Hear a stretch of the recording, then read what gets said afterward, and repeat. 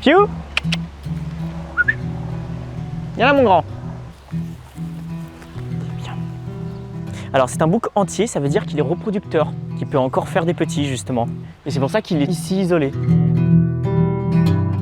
Je me présente, je m'appelle Maxence Melsens.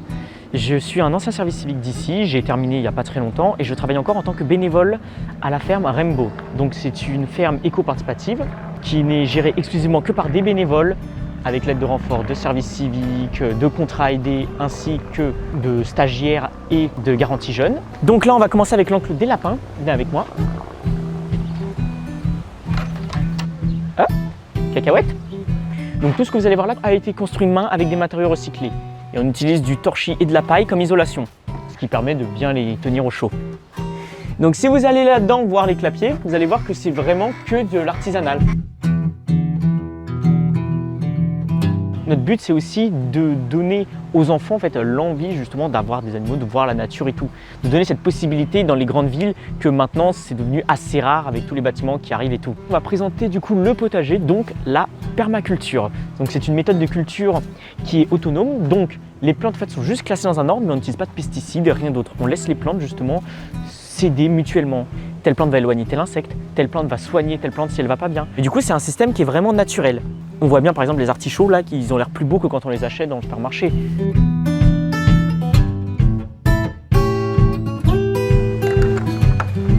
Alors, donc il faut savoir qu'on a deux espèces de chèvres ici. On a des chèvres alpines, donc ce sont les grandes que vous avez là-bas comme là. Et également vous avez des chèvres naines. Vraiment, le service civique, c'est un très bon moyen d'apprendre des choses sur soi.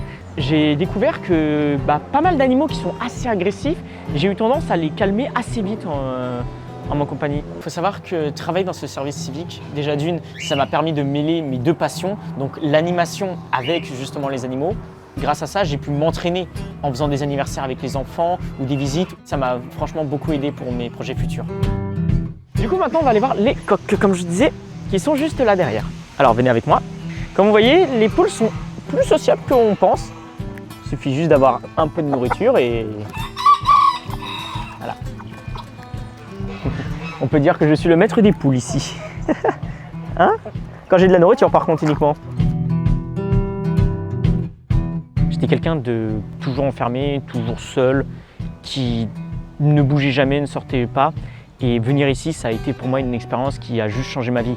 Grâce à ce service civique, j'ai pu grandir, m'affranchir, évoluer. Donc je conseille vraiment à tout le monde, si vous avez la possibilité de faire un service civique ou de venir bosser bénévolement dans une ferme, quelque chose comme ça, je vous conseille d'y aller. Ça vous fera du bien, ça vous fera respirer et ça vous fera tenir en fait dans la vie, quoi.